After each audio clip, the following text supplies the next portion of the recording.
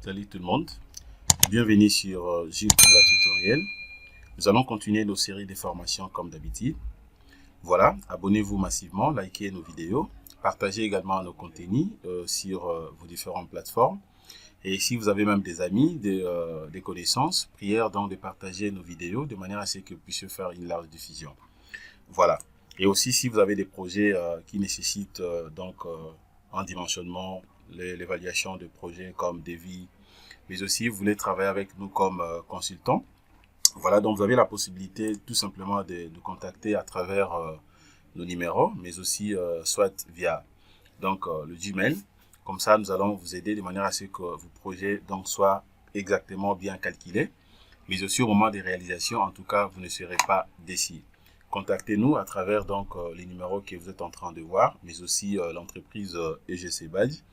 Nous allons vous aider par rapport à ce que vous voulez. Voilà. Alors, aujourd'hui, je vais vous montrer, nous allons travailler sur le logiciel SIPCAD. La fois passée, je crois, on avait travaillé ensemble avec vous. Je vous avais déjà montré comment peut-on dimensionner un poteau en béton armé avec SIPCAD. C'est ce qu'on avait fait. Donc, on avait commencé vraiment jusqu'au début, du début jusqu'à la fin en fait. Mais aujourd'hui, nous allons voir un autre contenu. Nous allons travailler justement sur presque le même poteau qu'on avait dimensionné la semaine passée, les poteaux en béton armé. Mais compte tenu de questions que j'ai reçues auprès de différents abonnés, je vais vous montrer en tout cas comment peut-on corriger les erreurs des calculs d'un poteau en béton armé sur SIPCAD. Voilà, donc c'est ce que nous allons voir aujourd'hui. Alors, restez connectés, suivez-nous attentivement de manière à ce que vous puissiez très bien maîtriser. Voilà. Alors, sans plus tarder, je vais premièrement lancer les calculs. Donc, le même poteau est là. Voilà, ça, ce sont nos chargements, ce qu'on avait utilisé pour charger notre structure. Je vais d'abord fermer. Voilà, tout est déjà bien fait. Et tant que le poteau a été déjà chargé, je vais d'abord lancer les calculs. Donc, je viens ici, je vais prendre entrée des poutres. Voilà, et puis je lance les calculs. Alors, comme je vais dimensionner, donc je vais calculer sans dimensionner la fondation, je prends calculer l'ouvrage sans dimensionner la fondation. Mais si je voulais, s'il y avait déjà une fondation et que je voulais calculer avec la fondation, c'est juste question de lancer sur le premier onglet que vous êtes en train de voir ici. Alors, je prends calculer l'ouvrage sans dimensionner fondation. Voilà, les calculs étant faits, voilà ce que nous venons d'obtenir. Donc, justement, la formation que nous sommes en train de faire, est résumée par le message que nous venons de recevoir ici. Puisque le titre de notre formation, c'est comment corriger les erreurs de calcul d'un poteau en béton armé sur SIPCAD. Voilà. Regardez par exemple les poteaux que nous venons de dimensionner ici. Déjà, une fois que je lancé les calculs, je viens de recevoir des notifications ici. J'ai deux messages. Le premier message d'erreur, qu'est-ce qu'on a écrit ici? La résistance au fait de la structure n'a pas été vérifiée. Ça, c'est de 1. Le deuxième message, qu'est-ce qu'on a écrit? Les poteaux P1, étant donné que c'est un poteau isolé que je dimensionnais, ont quelques erreurs de dimensionnement. Voilà, donc il y a quelques erreurs de dimensionnement. Vous devez donc les contrôler avec l'option poteau édité. Donc, il a déjà donné une solution en fait. Donc, c'est à travers cet onglet, l'onglet que vous êtes en train de voir ici, qu'on peut justement entrer de manière à ce que vous puissiez corriger vos erreurs de calcul. Voilà, c'est ce que nous allons voir. Nous allons voir comment réparer cela. Alors, premièrement, on peut commencer par le premier message. Le premier message déjà, ça nous concerne presque pas. Ça, je peux le laisser comme ça. Pourquoi? Puisque moi, je n'ai pas tenu compte du fait. La résistance du fait n'a pas été considérée pour les poteaux que je viens de dimensionner. Donc, je peux laisser ça comme ça. Mais étant qu'ingénieur, je crois que vous savez très bien quand est-ce qu'on peut soit considérer aussi cet onglet. L'inconvénient est que dès que vous considérez cet onglet, le logiciel va vous augmenter en fait le nombre de barres. Donc, ça dépend beaucoup plus des zones. Généralement, si vous travaillez dans des zones à peu près, des zones sismiques, des zones où il y a un peu des histoires comme des guerres, tout là. Alors, pour essayer un peu de vouloir, de manière à ce que la structure soit durable même au fait, c'est là où on peut considérer ça. Mais par rapport à ces poteaux, je n'avais pas considéré ça. Donc, je n'en ai pas besoin. Malgré le message reçu ici d'erreur, mais je n'en ai pas besoin. Donc, je laisse ça comme ça. Alors, le deuxième message maintenant, le poteau P1 donc quelques erreurs de dimensionnement. C'est ce que nous allons premièrement voir et puis je vais vous montrer comment peut-on le corriger. Et donc, qu'est-ce que je fais? Je vais d'abord fermer ça, je ferme. Je ferme maintenant, je viens sur les poteaux P1 qui a donc bien sûr ces erreurs. Alors maintenant, qu'est-ce que je fais? Je vais rentrer d'abord sur poteau. Pour corriger donc, je vais rentrer d'abord sur poteau. Je rentre sur poteau, je vais vérifier d'abord quelques artus ici, quelques éléments. Voilà, c'est bon. Je vais rentrer donc entrée poutre. Voilà, je rentre ici. Maintenant, pour corriger, je viens sur résultat. Je viens sur résultat. Alors, à travers résultat, maintenant, qu'est-ce que je fais? Je viens, là, on est écrit poteau noyau. Je vais cliquer sur poteau noyau et puis je prends éditer. Voilà, donc vous allez comprendre avec moi que la mention poteau édité, c'est ce qu'on avait donc vu au niveau de l'erreur.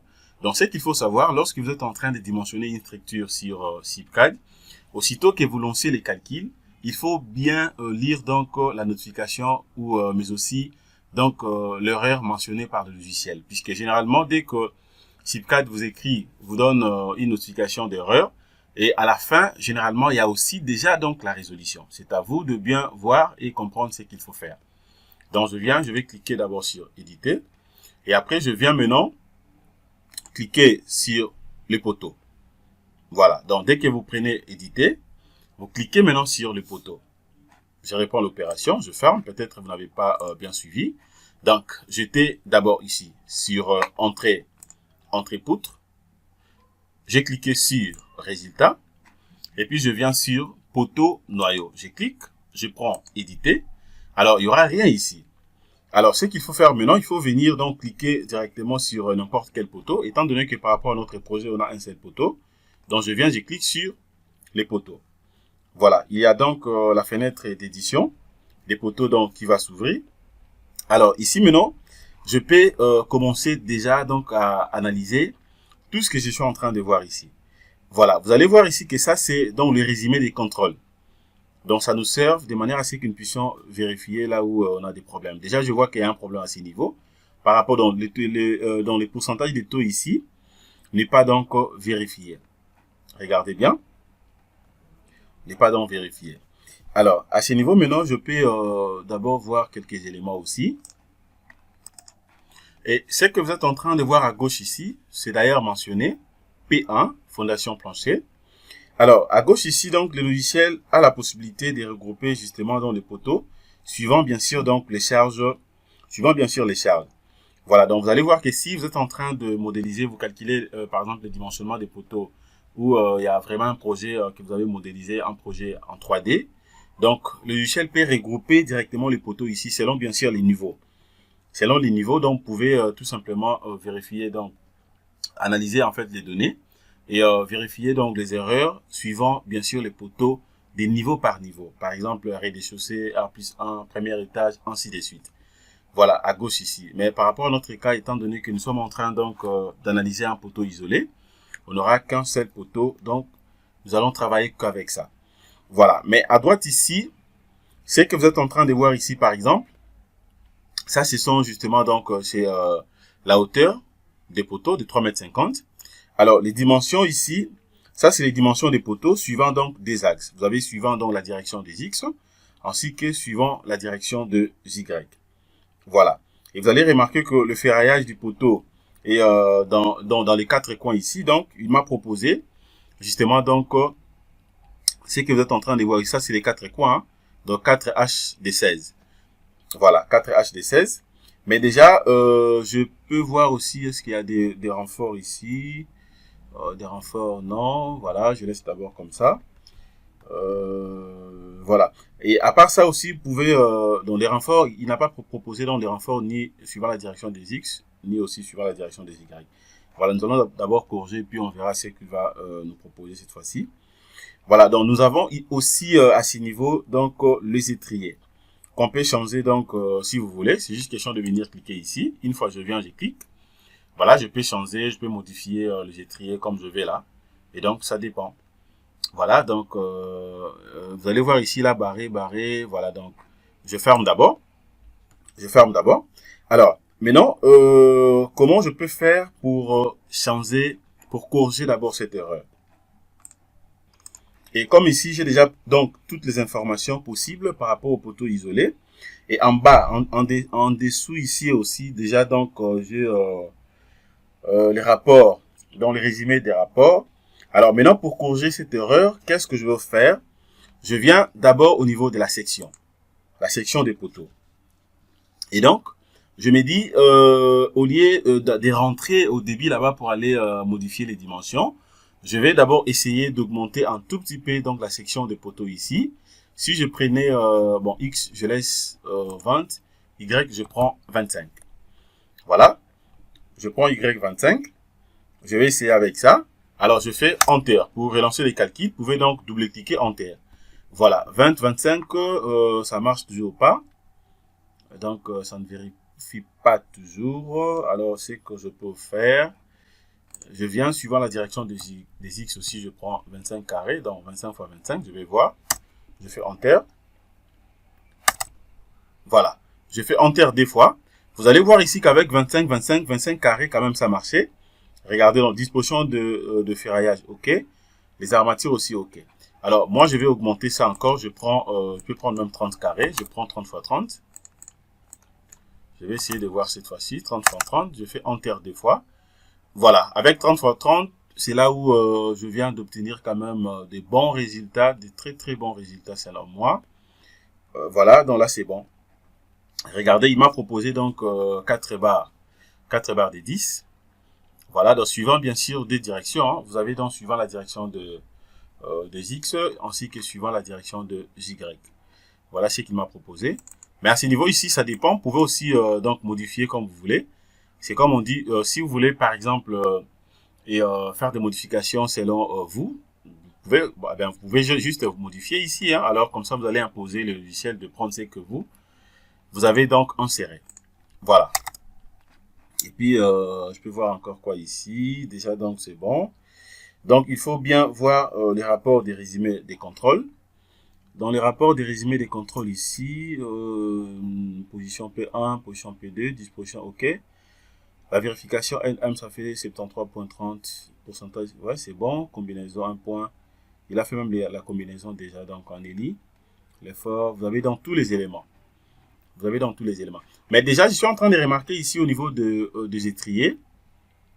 Apparemment, il n'a pas proposé donc les épingles ici. Il n'a pas mis ça. Et bon, ça dépend. Moi, je peux l'insérer.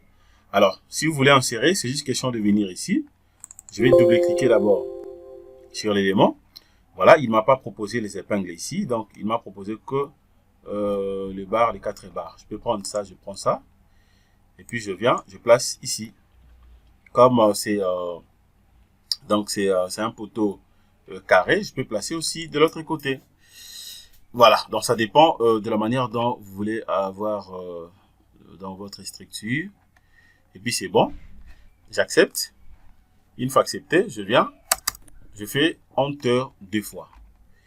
Voilà, ça c'est déjà OK. Je peux le faire aussi de l'autre côté si je vais. En tout cas, les modifications, ça dépend de tout un chacun. Hein. Ce sont des armatures. Je peux considérer ça comme des armatures de construction si vous voulez. Voilà, c'est bon. Et puis, je fais la même chose. Je vais accepter. Je fais double-clic OK.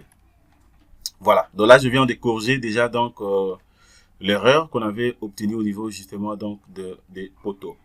Voilà. C'est déjà bon. Voilà. Et puis, je peux aussi voir un peu donc l'édition de longueur d'ancrage ici.